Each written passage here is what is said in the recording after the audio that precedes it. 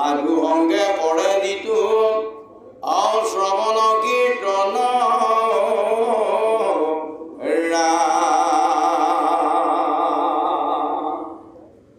ইমান সময়ে মৈত্ৰেয় মুনিৰ মুখেৰে বিদুৰ মহন্তই এই ভাগৱতৰ বিভিন্ন কথা শুনি শুনি এটা সময়ত তেওঁৰ ধান্দা আৰু মহাধান্দা অৰ্থাৎ ভগৱন্তৰ প্ৰতি আকৃষ্ট যিমানে হয় সিমানে মহাধান্দা বুলি কৈছে। আৰু এয়া হ'ল ভগৱন্ত গুৰু বিষ্ণুৰ মায়া, ঈশ্বৰৰ বন্ধন বা কাৰ্পুণ্য, এই এইবিলাক বিচাৰত যিমানবিলাক ঘটে আচলতে তেওঁৰ দ্বাৰাই। এতিয়া ক'লে মায়া তৰিবৰ নিমিত্তে ইয়াৰ উপায় একেবাৰে অজ্ঞবিলাকেও অনভিজ্ঞবিলাকেও কিদৰে তৰি যাব পাৰে। শাস্ত্ৰজ্ঞবিলাকে তৰা নতৰাটো দূৰতে, অনভিজ্ঞ যিসকল, অনভিজ্ঞতাক কৈছে যিবিলাক মায়া। এতিয়া প্ৰথমতে আমি চাওঁ মায়া মানেনো কি। এই যিটো মায়া শব্দৰ অৰ্থ হৈছে ভগৱন্তৰ যাদুকৰী শক্তি। ভগৱন্ত পুৰুষে সৃষ্টিৰ পাতনিতে তেওঁ এনেধৰণে এটা যাদুকৰী শক্তি নিক্ষেপ কৰি থৈ দিছে যে যিটোৰ কবলত পৰিলে ইমান সহজে আৰু ওলাই যাব নোৱাৰি। এতিয়া মায়াৰ দুটা ভাগ কৰি থৈছে, এটা আচ্ছাদন অৰ্থাৎ সত্য জ্ঞান বা ঈশ্বৰ তত্ত্বটোক মানে নোপোৱা কৰি থৈ দিছে। তেওঁ সত্য বা জ্ঞান বা ঈশ্বৰ তত্ত্বটো নোপোৱা কৰি আচ্ছাদন সত্যক ঢাকি ৰাখিছে। আৰু বিক্ষেপণ অৰ্থাৎ অসত্য যিটো অজ্ঞান বা মায়া বা বিষয়, এইটোক তেওঁ এনেধৰণে থৈ দিছে যে জন্ম পাই কি পোনে পোনে আমি তাৰমানে মা বা তাৰপিছত দেউতা। মা মানে আমি যিটো মা শব্দ কওঁ, মা শব্দটো হয় আমাৰ মাতৃ, কিন্তু মা শব্দৰ প্ৰকৃত অৰ্থ হৈছে ঐশ্বৰ্য বিভূতি, মানে ধন সম্পত্তি। তাৰমানে মা শব্দটো প্ৰথম ওলাও মানে ধনৰ প্ৰতি বা ঐশ্বৰ্যৰ প্ৰতি আমি আকৃষ্ট হৈ পৰিলোঁ। তাৰপিছত কৈছে এতিয়া এই মায়া বা বিষয়ত থকাৰ পিছতো একেবাৰে সহজতে কিদৰে ঈশ্বৰক পাব পাৰি সেই বিষয়টো কৃষ্ণৰ চৰণে লৈয়া একান্ত শৰণ সাধু সংগে কৰে যিটো শ্ৰৱণ কীৰ্তন, এইটো প্ৰথম কাৰণ দিলে।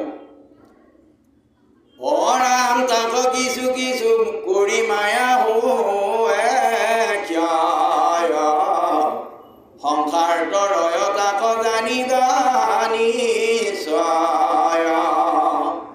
কৃষ্ণ সেৱা বিনে মায়া নিস্তাৰ নাই, কেৱল ভক্তি সিয়াতি মায়া কৰে ঠাই। গতিকে যেতিয়াই কৃষ্ণৰ প্ৰেমত ক্ৰমান্বয়ে আকৃষ্ট হৈ পৰিম তেতিয়া মায়া লাহে লাহে ক্ষয় হৈ আহে আৰু এটা সময়ত সংসাৰ পৰি যায়। সংসাৰ মানে জন্ম মৃত্যুৰ চক্ৰ। আমি যাক সংসাৰ বুলি কৈছোঁ, আচলতে সংসাৰ শব্দটোৰ প্ৰকৃত অৰ্থ হৈছে জীৱৰ দেহ লৈ এই ধৰাধামত জন্ম আৰু জন্মিলে এদিন মৰে। এই জীৱৰ দেহ লৈ অহা আৰু যোৱা গতিটোকে সংসাৰ বুলি কৈছে। সংসাৰ মানে আমি পাৰিবাৰিক সুখত যিটো ব্যস্ততা সেইটো সংসাৰ বুজোৱা নাই। অমুৰাৰীৰ গুণ হব যিজনে শুনাই, এতেকে সমস্তে তাৰ দুখ দূৰ হয়। যেবে কৃষ্ণ সেৱাৰ ৰস মিলিল মনত, তেবে তা সম্বাৰ মই কি কৈব মহ।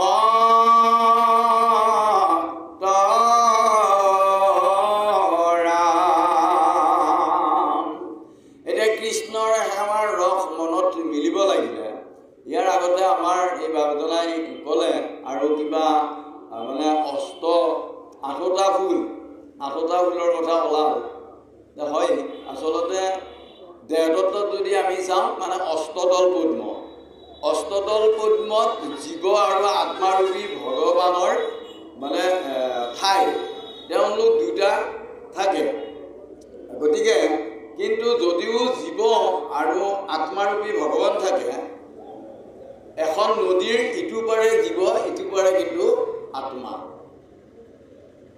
এখন নদী ভেদি আছে শৰীৰ ভিতৰ, দুই পাৰে দুই পক্ষী বহে নিৰন্তৰ, দুয়োৰে কজলা বৰণ মহাত্মন আকৌ কেৱে নিচিনে থাকে বিদ্যমান সেইটো ঘাটত নৌকা বান্ধে যেতিখন সেইদিনা কালকুট নদী অতি বিতুপন যেহিদিনা দুই পক্ষী দুই পাৰে যায় সেইদিনা মায়া দেহা পঞ্চভূতে খায় গতিকে এতিয়া এই গৈ পেলাই তাতেহে লগ হ'ব ইয়াতে কিন্তু লগ নহয় আৰু এই অষ্টদল পদ্ম থাকে কিন্তু অষ্টদল পদ্মৰ ইয়াতে ক'লে যে আচলতে মানে প্ৰথম পুষ্পৰ নাম ইন্দ্ৰিয় দমন দ্বিতীয় পুষ্পৰ নাম হিংসা নিবাৰণ তৃতীয় পুষ্পৰ নাম প্ৰাণী দয়াময় ক্ষমা নামে চাৰি পুষ্প জানিবা নিশ্চয় তপে পঞ্চ জপে ছয় ধ্যানে সাত জানি জ্ঞান সমে অষ্ট পুষ্প পঢ়িলো কাহিনী বুলি কৈছে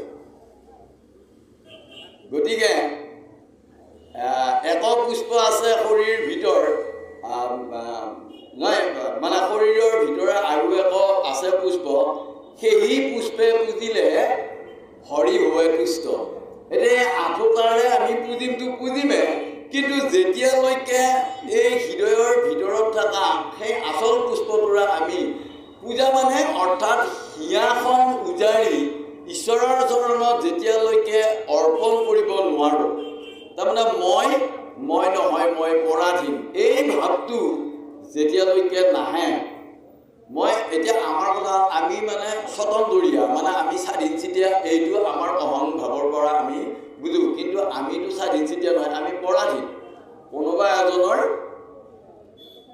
তলতীয়া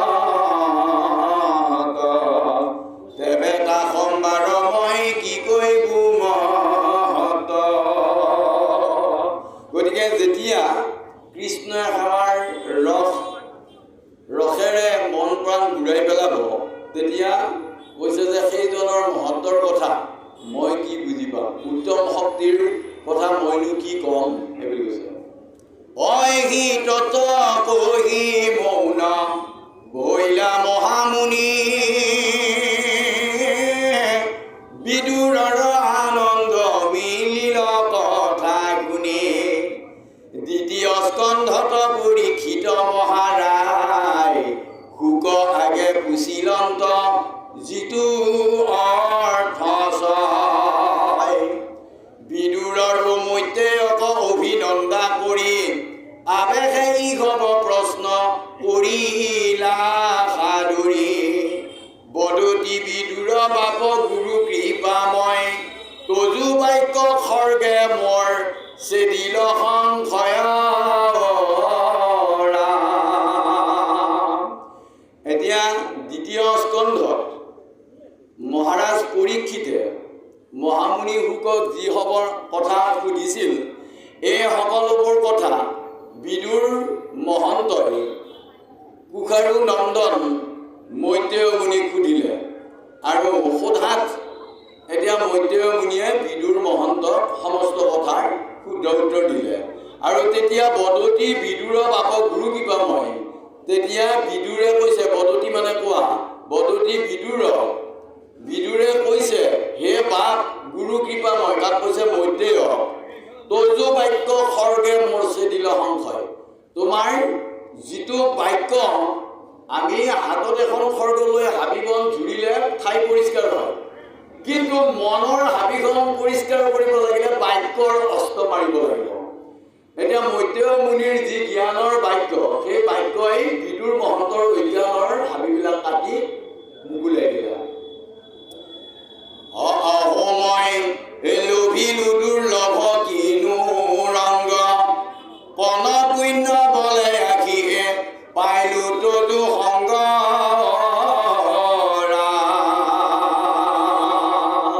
মোৰনো কি ইমান ভাগ্য যে আজি ইমান আনন্দিত কণমান পুণ্যৰ বলত আহি আজি তোমাৰ সংগ পালোঁ আৰু আমি আজিও আমাৰ অলপমান পুণ্যৰ বাবে এই ঠাই পোৱা নাই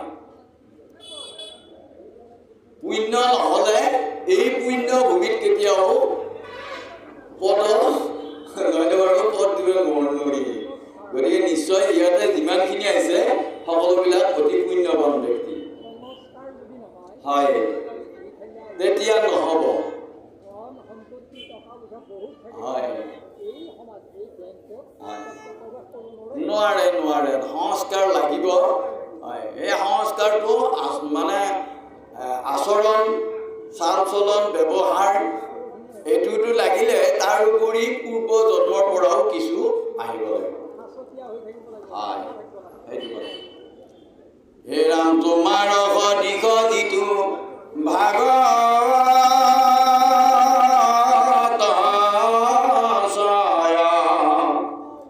তাৰা কহে বিলে কৃষ্ণ পদেৰ মহাপ্ৰেমত হব আখি মিলিল দুৰ্বাৰ বিনাশ হয় সংসাৰৰ যতে কণিকাৰ তুমিও এখন ভাগৱত আৰু এইখনো এখন ভাগৱত তোমাৰ সদৃশ যিটো ভাগৱত হয় তাৰমানে কৈছে যে বিদুৰে কৈছে মধ্যমণি হে গুৰু আপুনি যেন এখন মহাভাগৱতহে গতিকে আৰু আপোনাৰ নিচিনা এনেকুৱা এই ধৰাধামত বহুত ভাগৱত ৰূপী ঠাই আছে যাৰ বাক্যত কেৱল হৰিনাম বা হৰিৰ কথা অমৃত ৰস বৈ থাকে গতিকে সেইকাৰণে কৈছে যে এটা ক'লে হেন সাধুবোৰ তাবে দুৰ্লভ সদায় যাবে কিবা নকৰন্ত প্ৰভু দয়াময় গতিকে যেতিয়ালৈ কৃষ্ণৰ কৃপা দেৱে ভৈলা সাধুংগ দেৱে হৰিকথা কোনে পৰিৰংগ তাত আছে গোবিন্দত মিলে প্ৰেমৰ ৰুটি দেৱে কৃত হৈয়া হেৰাই দিব গতিকে কৃষ্ণৰ চৰণত একান্ত ভক্তি যেতিয়ালৈ নহয় নঘটে তেতিয়ালৈকে সংসাৰৰ দুৰ্গতি লাঞ্ছনা এইবিলাকৰ পৰা পৰিত্ৰাণ নাপায় সেইকাৰণে মাধৱপুৰী লিখিছে কৃষ্ণ নাম এইটো এই যিটো আমি কৃষ্ণ কৃষ্ণ আমি মুখেৰে কওঁ কৃষ্ণ নাম এইটো পৰম মংগল যাহাৰ থাকে বাক্যত সিটো পুৰুষৰ ভস্ম ভূঞা যায় মহাপাপ কুটিহত এতিয়া পুৰুষৰ বুলি কোৱাৰ লগতে আমি পুৰুষ বিলা নহয় আমাৰ আইসকল সকলোৱে আমি পুৰুষ সকলোৱে প্ৰকৃতি কেনেদৰে এই বিনাশী যিটো কাই এই কাইটো প্ৰকৃতি কিন্তু ইয়াৰ যিজন মালিক জীৱ পুৰুষ দেহা প্ৰকৃতি জীৱ পুৰুষ আৰু জীৱক পৰিচালনা কৰি থকা পৰম পুৰুষ ভগৱন্তৰ অংশ সেইটো পৰম পুৰুষ বুলি কৈছে সেইকাৰণে দেহা জীৱ আত্মা তাৰমানে ভগৱন্তৰ এটা অংশ আহি জীৱৰ লগত জীৱ আত্মা লৈছে জীৱ বেলেগ জীৱৰ লগত অংশ হিচাপে অহাৰ কাৰণে জীৱ আত্মা আৰু পৰমাত্মা দেহা জীৱ আত্মা পৰমাত্মা এই চাৰি কিন্তু সংযোগ আছে ভকতি লোভিবাৰ স্থান কহিলো সাধু সংগ বিনে নাহি আন এবে বন্ধ কথা মুত কৈও মুনিবৰ তাক প্ৰজা পালক কল্পান্তে সৃষ্টি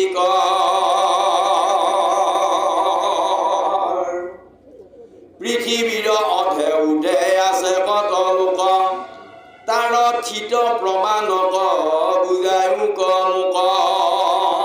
এতিয়া এই ধৰাধামৰ পৃথিৱীৰ অধত অৰ্থাৎ পাতলৰ ফালে আৰু উধত স্বৰ্গৰ ফালে এতিয়া কত লোক আছে কিমান জীৱ আছে তাৰ থিত প্ৰমাণক বুজাই মুক গতিকে থিত মানে অৰ্থাৎ স্থিৰ যিটো প্ৰমাণ গতিকে সেইটোনো কি এইটোৰ বিষয়ে কওঁ অবৰ্ণাশ্ৰম বিভাগৰ বিস্তৰ লীলা কথা ঋষি সমস্তৰ জন্ম কৰ্ম কৈও তথা এতিয়া বৰ্ণাশ্ৰম বিভাগৰ বিস্তৰ লীলা কথা এতিয়া বৰ্ণ মানে জাতি, গতিকে ব্ৰাহ্মণ, ক্ষত্ৰিয়, বৈশ্য, শূদ্ৰ 4 জাতি। এতিয়া এই 4 জাতিৰ আশ্ৰমখন ধৰ্ম, মানে আশ্ৰম নহ'লে 4 জাতি ক'তো বাস কৰিব নোৱাৰে। গতিকে বৰ্ণাশ্ৰম 4 জাতিয়ে যে আশ্ৰম কৰি বাস কৰি আছে, তাৰ বিভাগ কোন জাতিৰ কেনে ভাৱ, কেনে ভক্তি, কেনে ধৰ্ম, এই বিভাগৰ অলপ বহলাই লীলা কথা, ঋষি সমস্তৰো জন্ম কৰ্ম কৈও তথা, আৰু তাতে এইবিলাকৰো যোগ কৰি আপুনি সকলোবিলাক কওক। মনুমনন্তৰ পালক ৰাজা যত, তাসম্বাৰ বংশ প্ৰৱৰ্তয় কোনমত। মনু মানে মন, মনন্তৰ মানে এটা মনুৰ, এটা মনৰ ৰাজত্ব সময়খিনি। গতিকে মন আৰু মনটোৰ এই যিটো ৰাজকাৰ্য চলাৰ যিটো সময়, যেনে জন্মৰ পৰা মৃত্যুলৈকে এই ক্ৰমবৰ্ধমান মনৰ সময়খিনি, গতিকে এই সমস্তৰ পালক ৰাজা যিমানবিলাক আছে, তাসম্বাৰ বংশ প্ৰৱৰ্তয় কোনমত। গতিকে কিদৰে সেইবিলাকৰ বংশবিলাক প্ৰৱৰ্তিত হৈছে, ছেদজ অন্ধজ উদ্ভিদজ প্ৰাণীগণ, জৰায়ুজ সমে কৈও বিভাগ গঠন। ছেদজ মানে লেতেৰা বা ঘামৰ পৰা জন্ম পোৱা, অন্ধজ মানে কণীৰ পৰা, উদ্ভিদজ গুটিৰ পৰা, বীজৰ পৰা, আৰু জৰায়ুজ মানে অৰ্থাৎ গৰ্ভস্থৰ পৰা জন্ম পোৱা। হে ৰাম পাখণ্ডৰ কথা তাৰ কমন প্ৰবৃত্তি, জীৱ সমস্তৰ যেন যেন হোৱে গতি, গ্ৰহণ ঐক্যতৰ স্থিতি শ্ৰাদ্ধৰ বিধান, হৰি পূজা বিধিমত কহাকে নথান ৰাম। এই পাখণ্ডবিলাকৰ কথা হ'ব, পাখণ্ডসকলৰ প্ৰবৃত্তিবিলাক কেনেকুৱা, আচৰণ কেনেকুৱা, জীৱ সমস্তৰ যেন যেন হোৱা গতি। গতিকে জীৱ বিভিন্ন প্ৰজাতিৰ জীৱ আছে, জীৱবিলাকে কোন প্ৰজাতিৰ জীৱ কি দেখা পালে কেনে গতি সাধন হয়, গ্ৰহণ ঐক্যতৰ স্থিতিবিলাক ক'ত, আৰু শ্ৰাদ্ধই শ্ৰদ্ধা, গতিকে শ্ৰাদ্ধৰ বিধান অৰ্থাৎ কোনটো শ্ৰদ্ধাৰ দ্বাৰা একেবাৰে শেষ সিদ্ধান্তত উপনীত হ'ব পাৰি, অৰ্থাৎ ঈশ্বৰ তত্ত্বটো পাব পাৰি। হৰি পূজা বিধি মত কহাকে নথান। গতিকে এই নিয়ম নীতিবিলাক, ঈশ্বৰক পোৱাৰ নিয়ম নীতি সকলোবিলাক কওঁ। অগৃহী ব্ৰহ্মচাৰী বানপ্ৰস্থ জ্যোতিষয়, আসম্বাৰ ধৰ্ম কৰ্ম কৈও কেনে নয়, জগত সংহৰি যেবে ৰইলা কৃপাময়, তেবে তাংক সিবেলাত কোনে উপাসয় ৰাম।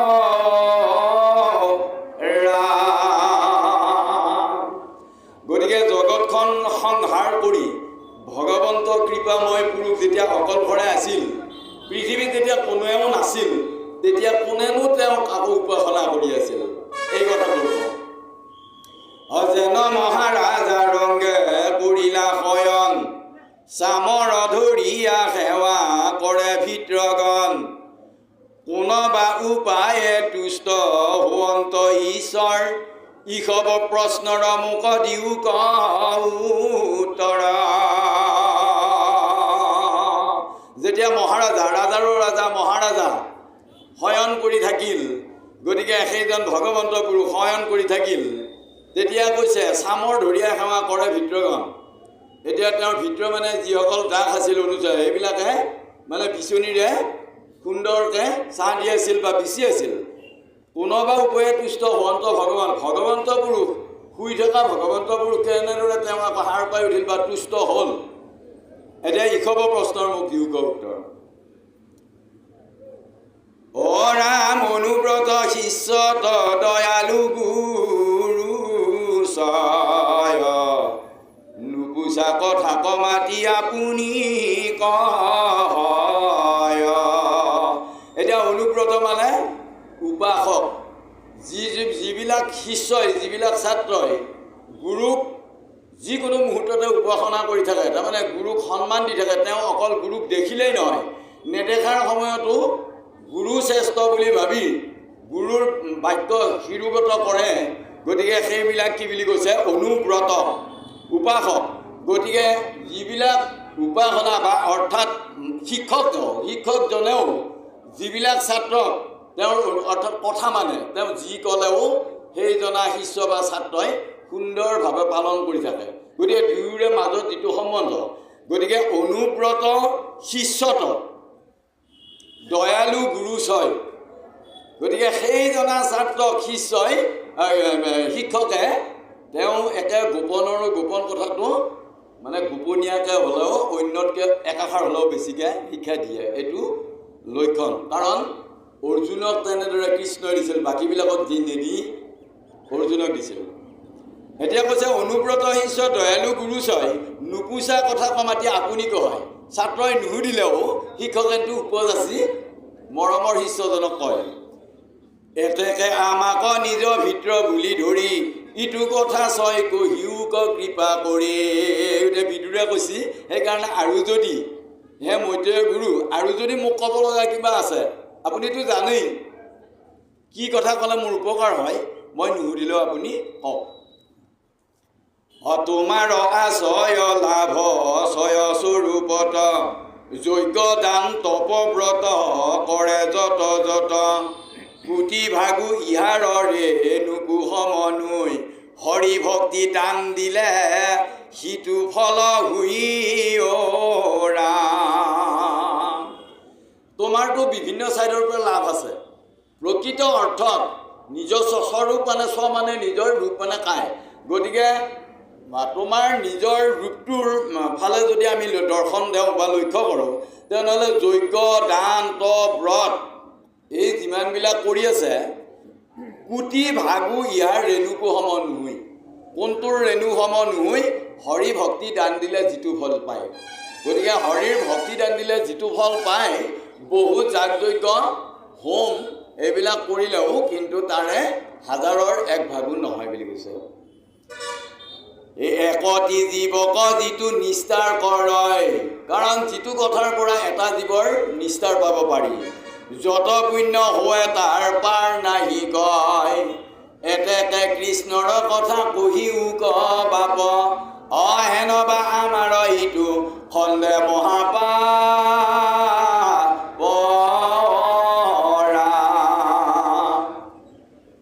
নিগদতি হুক শুনা অভিময় নভূত এমনে বিদুৰ প্ৰশ্ন কৰিলা বহুত শুনি আনন্দিত হইলা মৈত্ৰেয় মহন্ত প্ৰশংসিয়া হাসি বিদুৰক বুলিল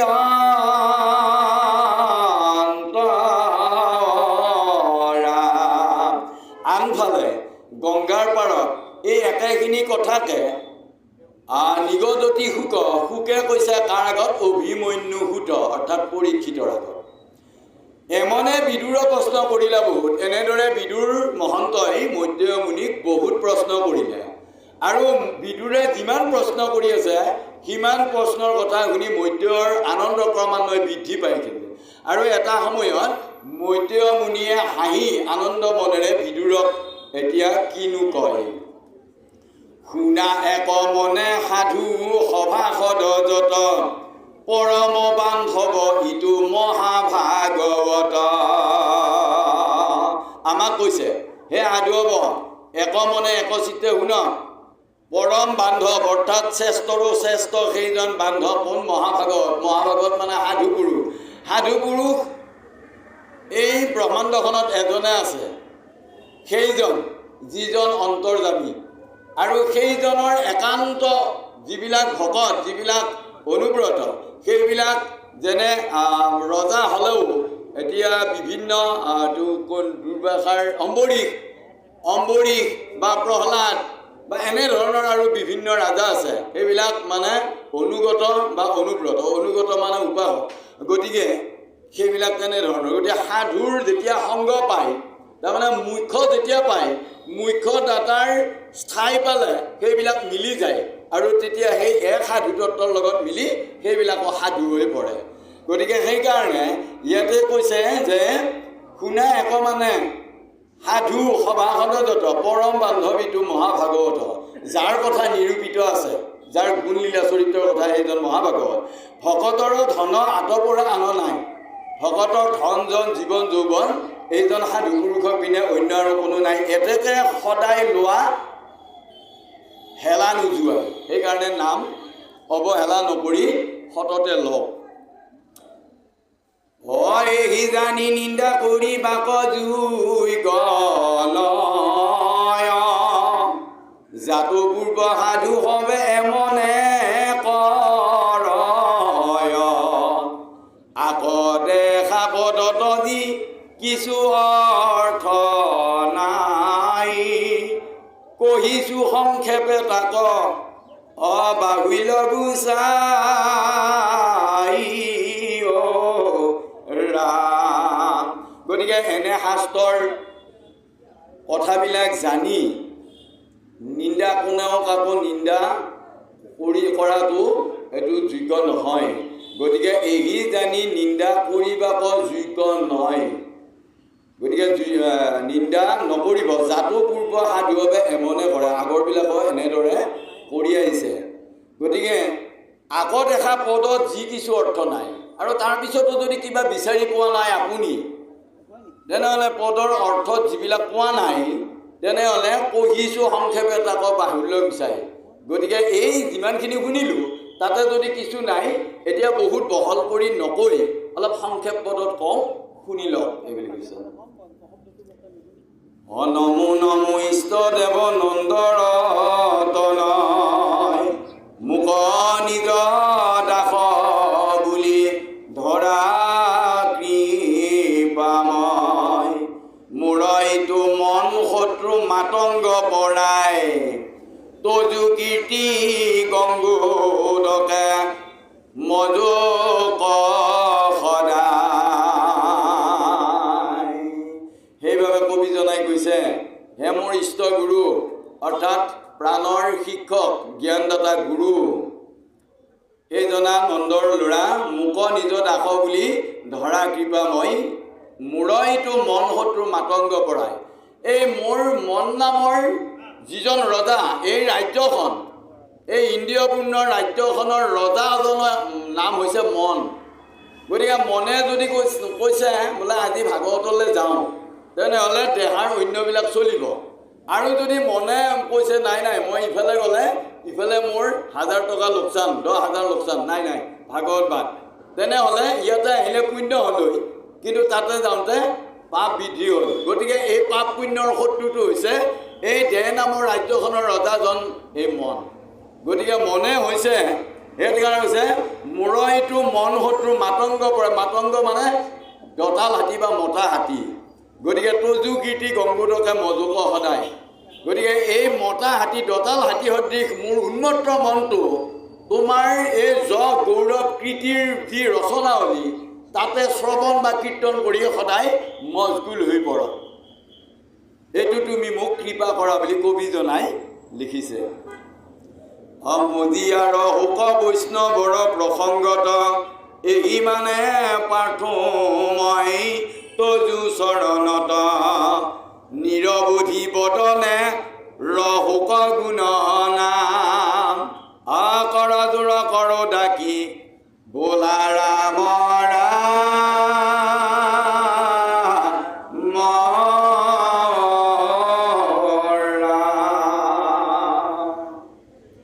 গতিকে একেৰাহে মোৰ মুখৰে তোমাৰ গুণ নামে ওলাই থাকক, উচ্চাৰণ দেখাওঁ। এতিয়া ছবি চন্দ, আমি ইমান সময়ে দুটা পাঠকে পঢ়িলোঁ, এটা পদ অধ্যায়, এইবাৰে ছবি এটা পাঠ।